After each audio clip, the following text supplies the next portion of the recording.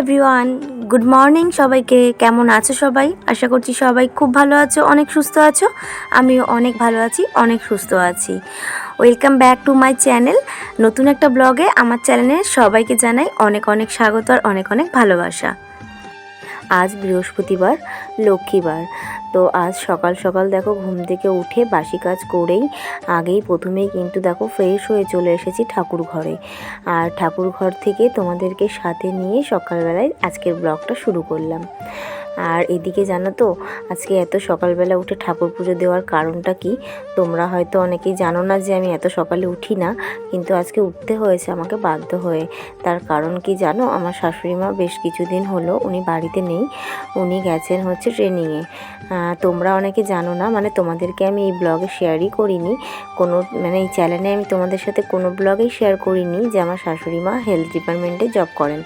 তো ওনার না একটা ট্রেনিং পড়েছে, তো ওই ট্রেনিংয়ের জন্য উনি আর কি গেছেন কিছুদিনের জন্য। তো পুরো সব কিছু আমাকেই সামলাতে হচ্ছে, মানে এত বড় সংসারের সব যাবতীয় যা আছে সবটা কিন্তু আমার ওপরেই, আমাকেই সবটা সামলাতে হচ্ছে। এবার বুঝতেই পারছো। আর আমাদের বাড়ির নিয়ম হচ্ছে সকালবেলা ঘুম থেকে উঠেই আগে ঠাকুরকে পুজো দেওয়া, আগে ঠাকুরকে খাইয়ে তারপর নিজেরা খেতে হবে।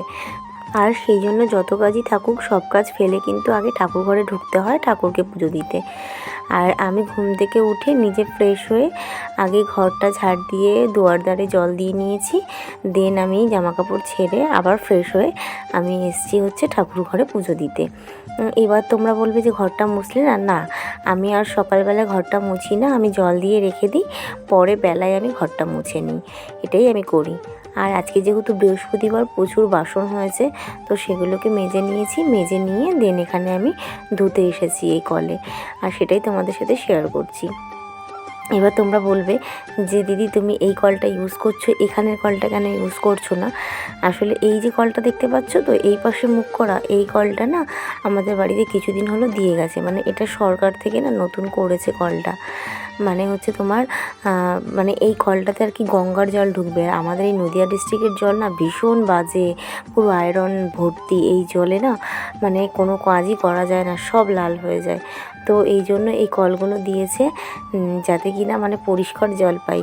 বাট কলটা বসিয়েছে অনেক দিন হয়ে গেল, কিন্তু এখনও অবধি কোনো জল আসার কোনো খোঁজই নেই। জানি না আদৌ জল কবে আসবে, আর আদৌ আসবে কি না সেটাও জানি না। তো যাই হোক, তাড়াতাড়ি যত তাড়াতাড়ি আসবে তত তাড়াতাড়ি ভালো। একটু জলের মানে যে আমাদের যে জলের যে দুর্ভিক্ষটা সেটা মিটবে। মানে জল এত খারাপ, এই জলে কোনো কাজ আমরা করতে পারি না জানো তো। মানে জামা কাপড় ধোয়া বলো বা বিছানার চাদর ধোয়া বলো, মানে সব কিছুর রঙ পুরো অন্যরকম হয়ে যায়। দেখে মনে হয় যেন একদম বস্তা থেকে বের করেছি। মানে প্রচণ্ড পুরনো, অনেক দিনের পুরনো জামা কাপড় মনে হয়, ভীষণ বাজে লাগে দেখতে। কিন্তু কাউকে না বোঝাতে পারি না যে কেন জামা কাপড়গুলো এরকম হয়। আর দেখবে জামা কাপড় যদি ছিঁড়ে না যায় বা যদি বেশি দিন না হয়, সেই জামা কাপড় ছাড়তেও খুব মায়া লাগে, তাই না বলো? কী করবো বলো, আমাদের তো এটা মধ্যবিত্ত সংসার, এরকম তো নয় যে এটা মানে এক এক দিন নতুন নতুন করে একটা একটা করে জামা কাপড় আমরা পাল্টাবো, সেটা কখনোই হয় না। তো যাই হোক, এইভাবেই মানিয়ে চলতে হচ্ছে। জানি না ভগবান কবে এই জলগুলো আমাদেরকে দেবে। জলটা দিলে, জলের ব্যবস্থাটা হলে আমাদের অনেকটা শান্তি হবে। তো যাই হোক, তারপর আসলাম ঠাকুর ঘরে পুজো দিতে। আর দেখতেই পাচ্ছ যে পুজোও দিচ্ছি। আর আজকে বৃহস্পতিবার যেহেতু অনেকটা চাপের পুজো আছে, যেহেতু ঘট বসানো রয়েছে, তো সেই জন্য দেখো আমি একটু ঘট বসিয়ে নেব। আর আমাদের বাড়িতে জানো তো মা লক্ষ্মীর কাছে ঘট বসানো হয় না, বড় মার কাছে ঘট বসানো হয়, এটাই এই বাড়ির নিয়ম।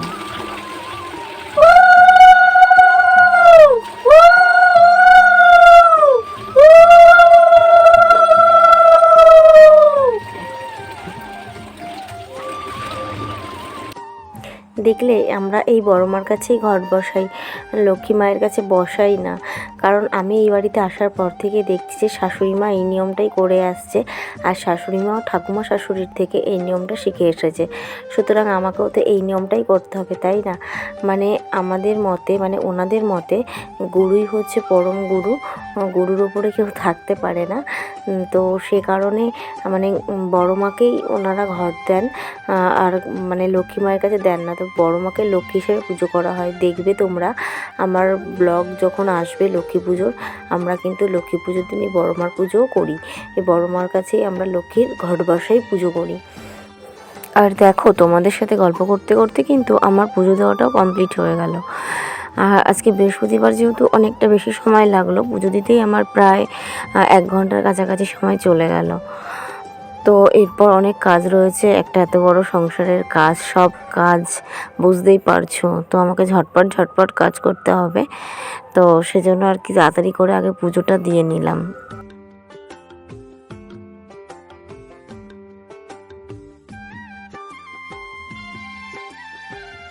ঘরের পুজোটা দিয়ে তারপর এসছি আর কি বাইরের ওই বাড়ির মন্দিরে ঠাকুরকে একটুখানি জল দিতে, মানে তুলসী তলায় জল দিতে। আর এটা আমরা পুজো দিয়ে রেগুলার করে থাকি।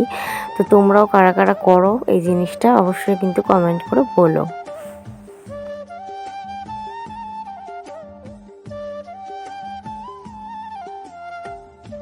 এখনের ওয়েদারটা এতটাই খারাপ চলছে কি বলবো, এই রোদ্দুর উঠছে আবার এই বৃষ্টি চলে আসছে, মানে কখন কি হয় কিছুই বোঝা যাচ্ছে না। তো দুদিন ধরে না বৃষ্টি বৃষ্টি হয়ে কি বলবো, মানে ওয়েদারটা একদম প্যাচপ্যাচে হয়ে গেছিলো। দুদিন ধরে হট করে খুব বৃষ্টি হয়েছে নিম্নচাপের মতন। তো সেই জন্য ছাদগুলো ভিজেছিল আর জামা কাপড়গুলোও না শুকোচ্ছিল না। তো যে জামা কাপড়গুলো ছিল ভাবলাম কি সেগুলো তাহলে এত সুন্দর ঝকঝকে রোদ্দুর উঠেছে, রোদ্দুরে তাহলে জামা কাপড়গুলো দিয়ে দিই, তাড়াতাড়ি করে শুকিয়ে যাবে। সেই জন্য ওপরে এসেই আগে আমি জামা কাপড়গুলো দেখো রোদ্দুরে দিয়ে দিলাম। আর যে জামাগুলো কালকের ছিল, মানে বাসি জামা কাপড় আমরা যেটাকে বলে থাকি, সেগুলো রয়েছে, সেগুলোকে একটু ধুয়ে দিচ্ছি, ধুয়ে এখন মেলে দেবো।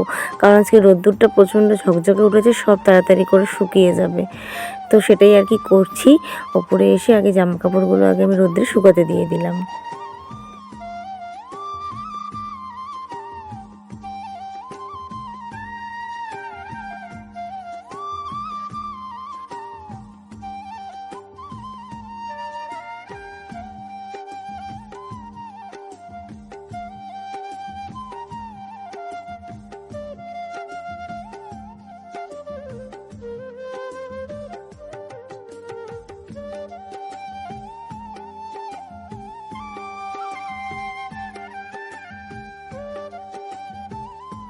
ওপরের কাজ মিটিয়ে চলে আসলাম একদম সরাসরি রান্নাঘরে, মানে নিচে আসলাম। রান্নাঘরে আসলাম তার কারণ হচ্ছে এখন রান্না বসাবো, মানে সকালের খাবার দাবার দুপুরের খাবার সবই করতে হবে, কারণ অলরেডি 9টা 9:30 বেজে গেছে।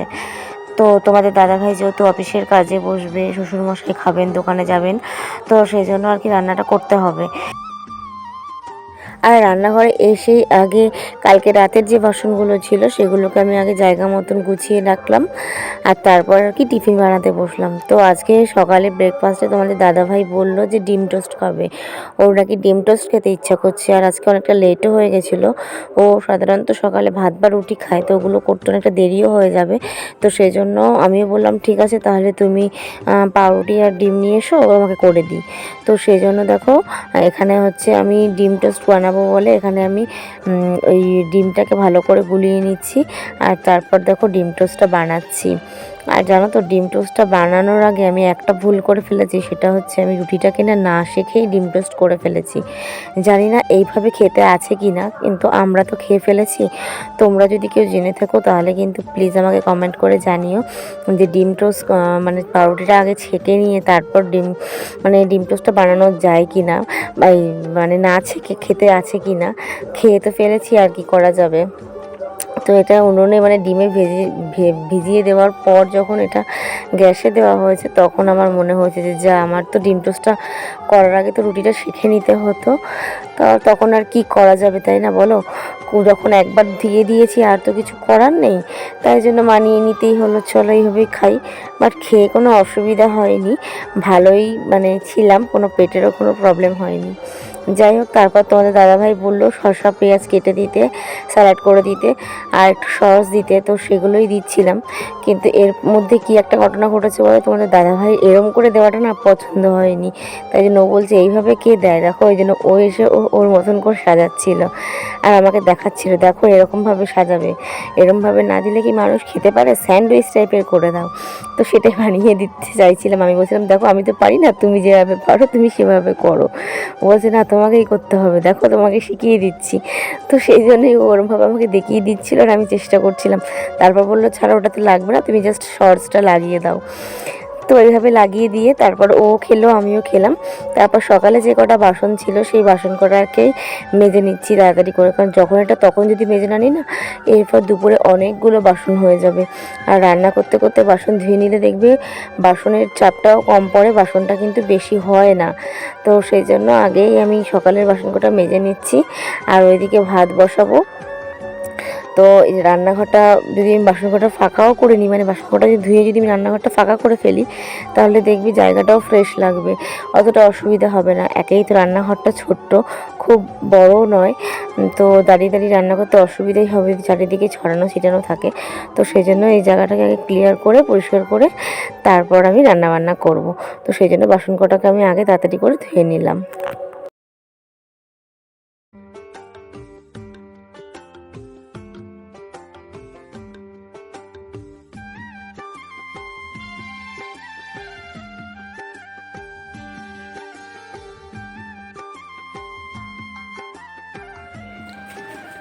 তো ফ্রিজ থেকে বের করলাম, এখানে রয়েছে শসা, টমেটো, এখানে পটল, আর এখানে রয়েছে ধনেপাতা, আর রয়েছে লাউ। তো ভাবছি লাউটাকে ঘন্ট করব, এই সবজি আছে আজকে, লাউটাকে ঘন্ট করব। আর দুটো পটল ভেজে রাখি, আজকে আর ডাল করবো না।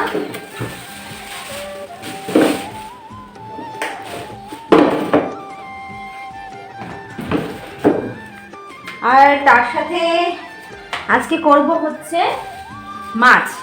আর কি মাছ এনেছে জানো? এ দেখো,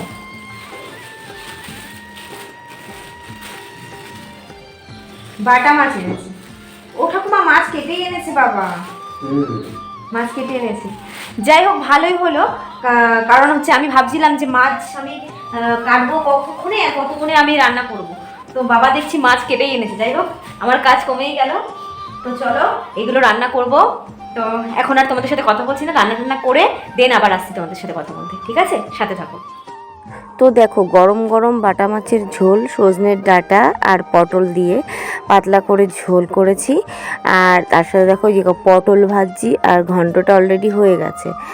তো মোটামুটি রান্না আমার কমপ্লিট হয়েই এসেছে। এট লাস্ট আমার রান্নাবান্না শেষ হলো, কমপ্লিট হলো।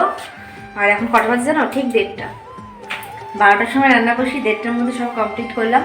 আর কী কী মেনু করছি চলো একবার তোমাদের সাথে শেয়ার করে দিই। চলো দেখো, এখানে রয়েছে হচ্ছে বাটা মাছের হালকা করে লাইট করে সজনে ডাঁটা পটল দিয়ে ঝোল, কারণ হচ্ছে বাবার গ্যাস হচ্ছে, লাইট করেই করেছি। আজকে বেশি রিচ করিনি, 2 দিন রিচ করা হয়ে গেছিলো। এখানে রয়েছে পটল ভাজা, আর এটা হচ্ছে ডিমের অমলেট, পুরো ঝুড়ি ভাজা হয়ে গেছে। কারণ কি জানো, এই যে পটলগুলো ভেজেছিলাম ওই তেলের মধ্যেই না এই ডিমের অমলেটটাকে ঢেলে দিয়েছিলাম, ব্যাস দেখছি কালো কালো হয়ে গেছে। বেশ ওটাকে যেই উঠাতে গেছি কাঁচা অবস্থাতে ব্যাস পুরো ভেঙে গেছে। কি আর করব, ওইভাবেই খাবো। আর এটা আমি খাবো, সেই জন্য কোনো ব্যাপার না, কারণ হচ্ছে আমি তো বাটা মাছ খাই না, তাই জন্য। আর হচ্ছে এটা হচ্ছে লাউ ঘন্ট, আর তার সাথে তো ভাত আছেই। আর এদিকে দেখো বাসন রয়েছে, গ্যাস মোছা বাকি রয়েছে। তো চলো রান্নাঘরটা পুরো পরিষ্কার করে দেন আবার আসছি, সাথে থাকো।